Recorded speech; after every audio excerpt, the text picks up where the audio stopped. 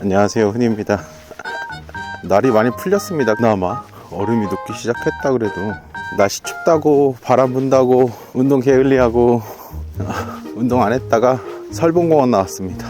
운동도 할 겸 바람 쐬러 나왔어요. 근데 아직까지는 완전 녹진 않았는데 그래도 영상으로 올라가면서 얼음이 녹고 있어요. 좀 쌀쌀하긴 한데 바람이 안 부네요. 오늘은 해도 뜨고 추울까봐 다 뒤집어 쓰고 나왔는데 그렇게 춥진 않네요. 오늘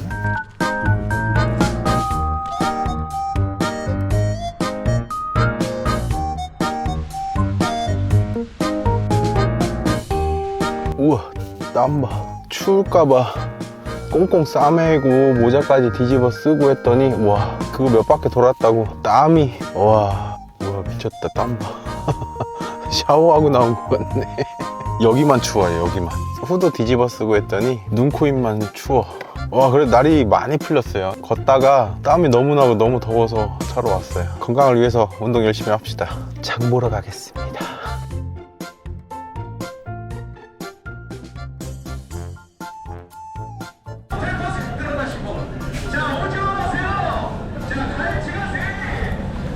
오늘은 오랜만에 콩나물밥 할 거예요. 콩나물밥하고 된장찌개 끓여서 건강하게 밥 먹읍시다. 콩나물밥 하려고 콩나물 500g짜리 사왔고 한 끼에 다 먹을 순 없지만, 그리고 애호박 들어가고요. 된장찌개 끓일 거, 파하고 양파하고 그 다음 두부, 된장, 고추장 조금 들어가고, 콩나물밥의 핵심 포인트 표고버섯 많이 넣잖아요. 향도 엄청 좋아지고 되게 맛있어요. 콩나물 데칠 물 올려놓고 팔 준비해놓고 된장찌개 올려놓고 하도록 하겠습니다. 쌀 좀 씻어놓고 준비를 하겠습니다. 백미 한 컵.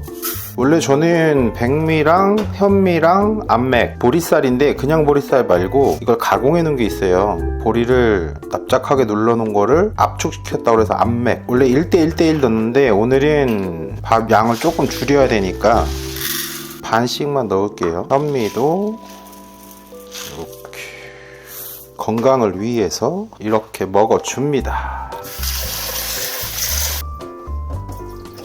우리 어렸을 때는 쌀 씻을 때도 되게 오래 걸렸거든요. 생각해보면 밥 먹다가 돌도 씹고 흙도 씹고 했던 것 같아. 요새는 그럴 일이 거의 없을 건데. 다 씻고 나서 이 삼각형처럼 생긴 그 조리? 조리라고 했나? 그걸로 이렇게 해가지고 쌀을 다 일일이 확인하면서 다 건졌던 것 같아. 어렸을 때 생각해보면. 밥하는 것도 되게 오래 걸리고 일이었어. 생각해보면. 그때는 그랬네. 이렇게 쌀은 준비해놨어요. 콩나물 데칠 물 올려놓고 재료 손질 하겠습니다. 꼭지 따주고 썰어줄게요. 표고버섯은 많이 넣으면 많이 넣을수록 맛있어요. 향도 되게 좋아지고 쫄깃쫄깃하니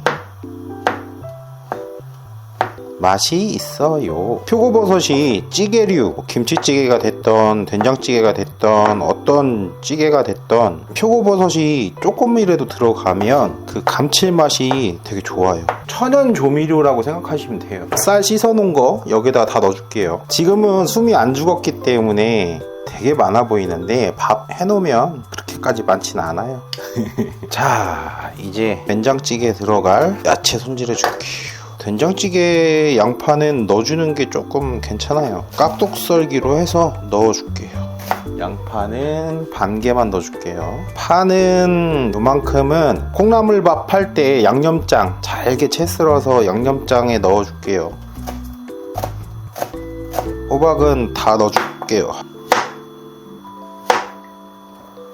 된장찌개에는 호박과 두부가 없으면 매우 서운해요. 매우. 자, 반달 모양으로 썰어줍니다. 기본 제가 지금 하는 거는 완전 베이직하게. 여기다 감자 넣어도 돼요. 감자에서 나오는 전분기가 있기 때문에 그 전분기로 인해서 걸쭉해지면서 우리가 옛날 된장찌개 하면 생각하는 그런 텍스처가 나와요. 감자 넣어서 먹어도 맛있어요. 오, 물 끓는다.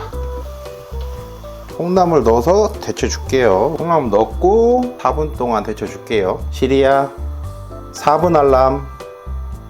완료했습니다. 개꿀. 야채 준비해놨고 양념장에 들어갈 파를 아주 작게 썰어줄게요. 파를 되게 작게 썰을 때는 중간중간에 계속 작은 칼로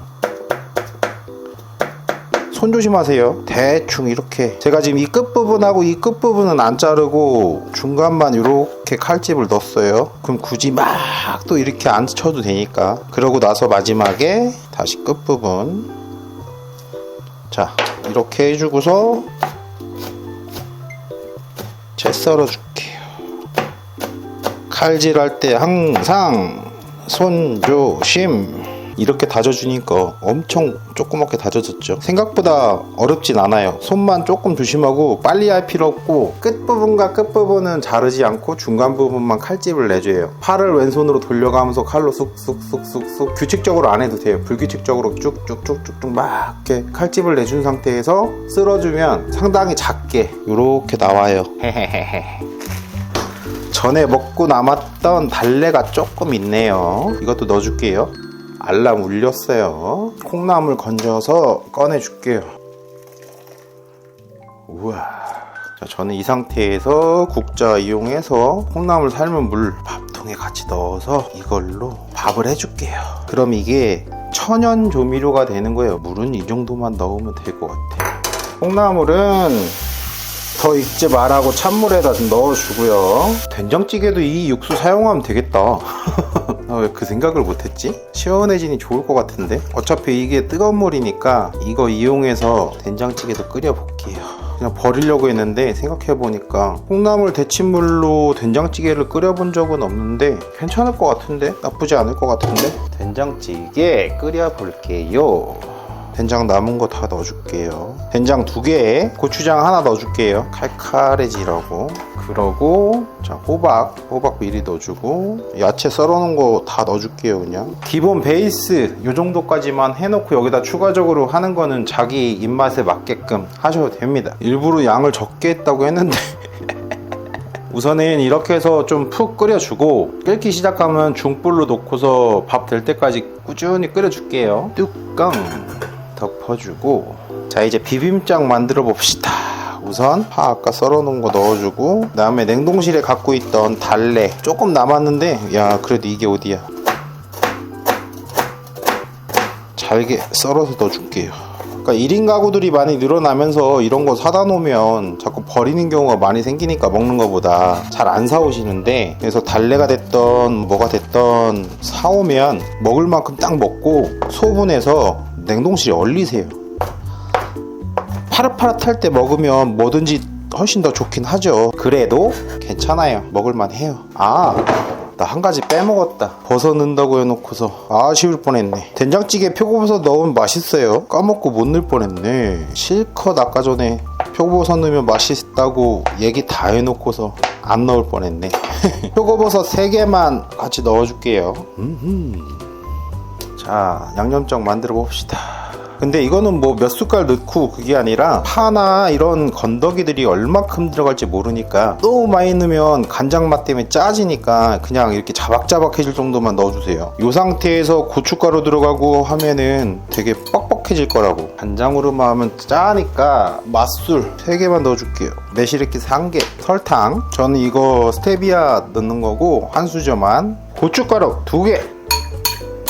자, 이 상태에서 감칠맛을 조금 더 올려줄 참치액 하나만 넣어줄게요. 물 한 4수저만 이렇게 넣어줄게요. 참기름 2개. 식성에 따라서 여기다가 청양고추 넣어도 되고 고춧가루 더 넣어도 되고, 저는 고춧가루 조금만 더 넣을게요. 고춧가루 한 수저만 더 넣을게요. 약간은 좀 매콤해지라고. 참기름 들어가서 고소한 향도 나고, 참치액도 들어가서 그 특유의 감칠맛도 많이 올라올 거예요. 된장찌개는 지금 잘 끓고 있고요. 죽인다. 맛있게 잘 끓고 있고, 우선 밥은 다 됐어요. 한번 확인해 봅시다. 우와 밥 맛있게 됐다. 자, 이 상태에서 제가 아까 콩나물 물기 제거해놨던 거 여기다 넣어줄게요. 콩나물이 너무 많은가? 밥에 비해서? 여러분들은 2인분 할 때 그냥 300g만 하세요. 양이 좀 많아 보이긴 한다. 밥에 비해서 콩나물이 좀 많긴 한데 밥하고 콩나물하고 좀 섞어주고, 그리고 된장찌개는 와 대박 맛있게 끓고 있고요. 된장찌개에다 두부 넣어주고 청양고추 좀 넣고 마무리하겠습니다. 아 배고프다. 향 너무 좋아요. 버섯 많이 넣으면 맛있어요. 양념장은 아까 전에 제가 고춧가루 한 수저 더 넣었잖아요. 딱 좋아요. 지금 질감도 마음에 들고 비비기도 딱 좋을 것 같아. 된장찌개 우와 잘 먹겠습니다. 양념장 넣고 자 비벼 봅시다. 양념장도 꼭 이렇게 해야 된다 그런 거 없어요. 기본 베이스만 지켜주고 추가적으로 자기가 넣고 싶은 거 넣는 게 맞아요. 뭐 파가 없으면 양파도 작게 썰어서 다져갖고 넣어도 되고, 크게 구애받지 마세요. 단맛도 들어가면 좋겠다 싶어서 설탕도 좀 넣은 거고, 제가 하는 것처럼 본인이 생각했을 때 기본적으로 들어가야 될 거 들어간 다음에 맛을 봤을 때 모자라겠다, 뭘 좀 더 넣었으면 좋겠다 넣으시면 돼요. 너무 요리하는 거 어렵게 생각하지 마세요. 잘 먹겠습니다. 한번 맛 좀 보자.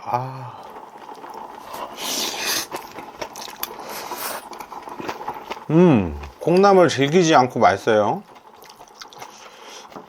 와 근데 표고버섯 대박.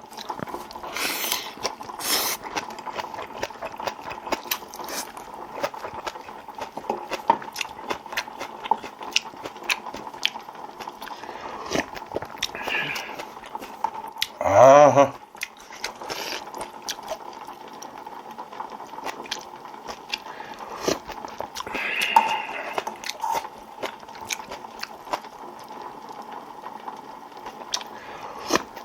와, 왜 된장찌개에서 깊은 맛이 나지? 야, 표고버섯 넣은 게 7의 한 수다. 이게 진짜 감칠맛 쫙 올려준다.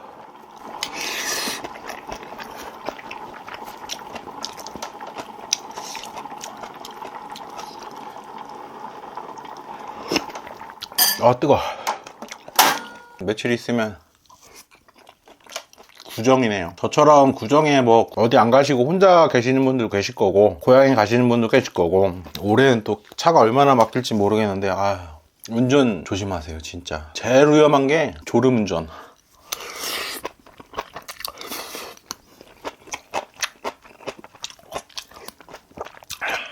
피곤하면 무조건 쉬어가기.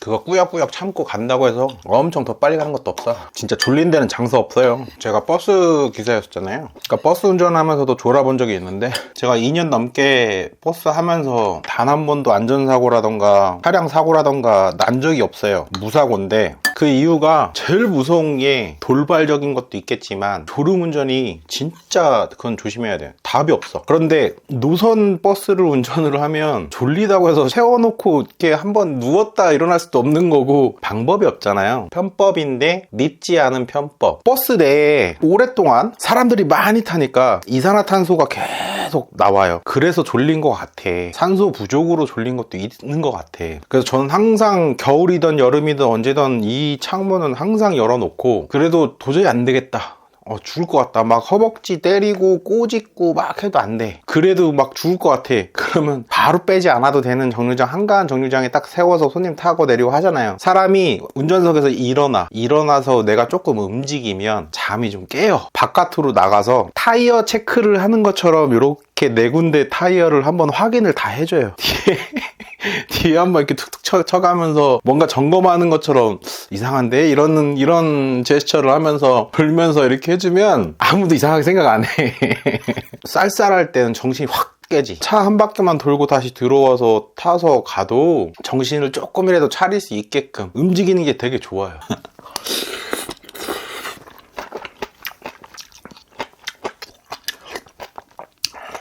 FM대로라면 하면 안 되지. 근데 졸려서 사고 나는 것보단 100배 나아요. 나만 잘한다고 될 게 아니야. 저도 버스 할 때 되게 예민해지고 집중 빡 하고 하는 이유가, 잠깐 삐끗하는 순간 인사사고가 나요. 짐을 실는 화물차는 실려있는 게 짐이기 때문에 상관이 없어요. 또 시내버스 같은 경우는 내릴 때가 됐어, 벨 눌렀어, 버스가 쓰고 일어나면 되는데 자꾸 먼저 일어나. 100% 스무스하게 출발하고 스무스하게 쓸 수가 없어요. 근데 더 웃긴 거는 요새는 옛날에 비해서 안 좋은 게 뭐냐면 그놈의 핸드폰을 보기 때문에 두 손으로 잡는 사람이 없어요. 다 한 손으로 잡던지 출발하려고 하는데 일어나서 못 잡고서 넘어지고 이런 경우가 생겨요. 그것만 조심하면 돼요. 그러니까 되게 예민해져. 승무원이라고 하죠. 승무원들이 운행하면서 도로 위에 있는 것도 확인 다 해야 되지만 백밀러로 해가지고 이 실내에도 체크를 다 해야 돼. 그러니까 정신이 없어. 근데 이거 정신 차리고 다 이걸 볼 수 있어야 돼. 그래야지 사고도 안 나고 과부하도 안 걸리고 기계처럼 또딱또딱또딱 해야 돼. 돌발적으로 갑자기 일어나거나 막 이러는 경우가 생기니까.